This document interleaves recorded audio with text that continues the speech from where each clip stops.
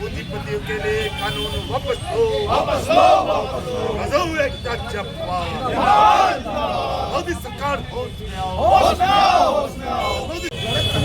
आज पूरे देश में हमारा अखिल भारतीय फेडरेशन FMREI राज्य में हमारी BSS यूनियन के हम इकाई हैं और CIQ के साथ हमारा पूरे देश में संबद्धता है और CIQ FMREI के निर्देश पर 21 नवंबर को देश के आज़ाद भारत में ये मोदी सरकार श्रमिकों के लिए जो एग्जिस्टिंग 29 कानून जो हमारे हक में था और टोटलिटी में जो 24 कानून इस देश के अंदर में श्रमिकों के हित में एग्जिस्ट करता था, तमाम 44 कानून को समाहित करके श्रम संहिता के अंदर में ला करके पूंजीपति, ठेकेदारों और बड़े बड़े उद्योगपति के पॉकेट को गर्म करने का, उनके फायदे के लिए काम करने का इन्होंने काम किया।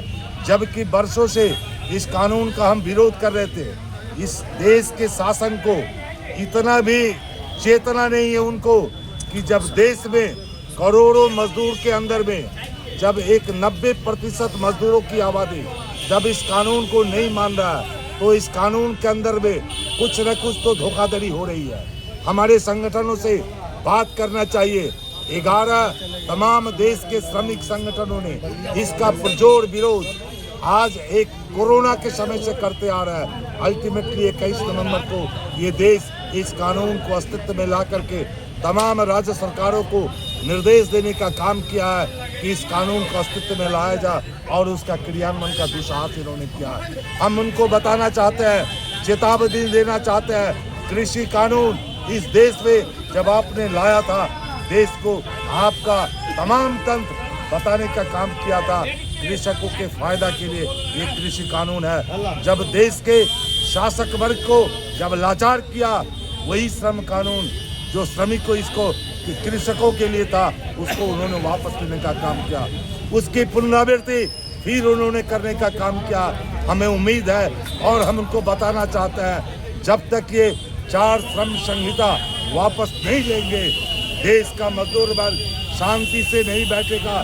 लोकतांत्रिक मूल्यों को बचाने के लिए, लोकतांत्रिक व्यवस्था को बचाने के लिए हमारा जो भी संसाधन है, उस संसाधन के मार्फत से आंदोलन को ऊंचाई पर ले जाकर के सरकार को मंसूबे पर पानी फेरने का काम करेंगे।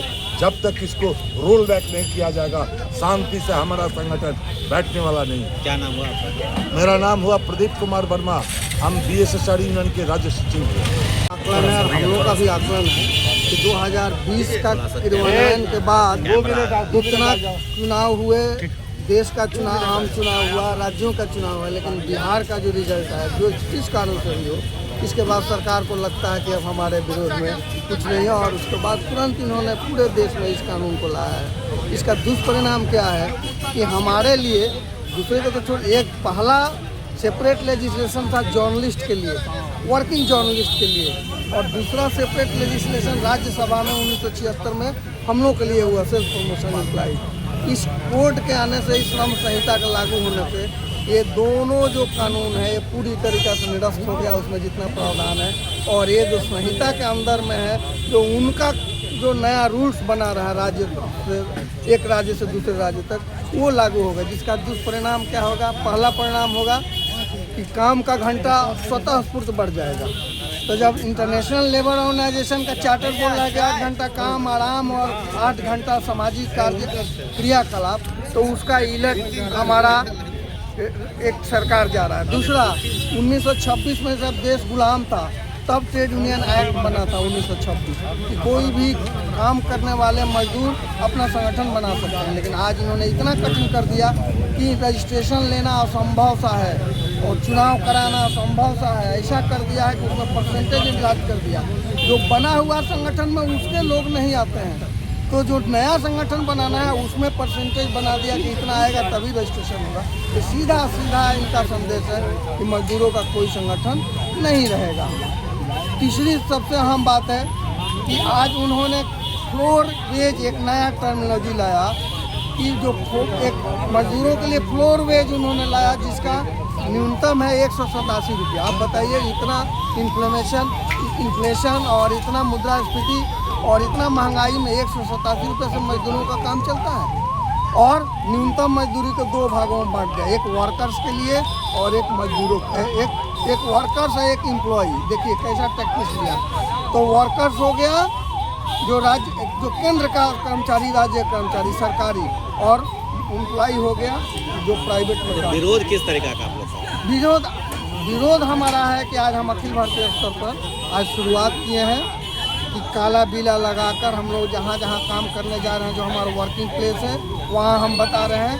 आज हमने यहाँ स्थानीय समाहर्ता के माध्यम से पीएमओ माननीय प्रधानमंत्री को मांग पत्र इसको निरस्त करने के लिए दिया है। और तीसरा, आज हम लोग ये चारों श्रम कानून संहिता को जलाए हैं और आने वाले 3 दिन तक अभी जो त्वरित जो कार्रवाई है, ये काला बिला लगाकर हम लोग विरोध करते रहेंगे। और 26 तारीख को संयुक्त ट्रेड यूनियन और किसान लोग यहीं हम लोग 12 बजे दिन में बैठेंगे और हम लोग आंदोलन करेंगे। और उस दिन तय होगा कि आगे का कार्यक्रम को हम लोग किस हिसाब से ले जाएं। लेकिन ये कार्यक्रम बंद नहीं होगा। हमारा परिवार के लोग शामिल हो, संगठन के लोग शामिल हो, क्रमिक भूख हड़ताल करना हो, संसद का घेराव हो, ये चलेगा। क्योंकि ये कानून रहेगा तो हम बचेंगे नहीं। जब हम रहेंगे नहीं तो ये हम सड़क पर जब चलने लायक ही नहीं रहेंगे तो इसका मतलब क्या है? ये चलता रहेगा। क्या नाम है? आर एस राय, हम संयुक्त महामंत्री हैं बिहार झारखंड सेल्फ रिप्रेजेंटेटिव।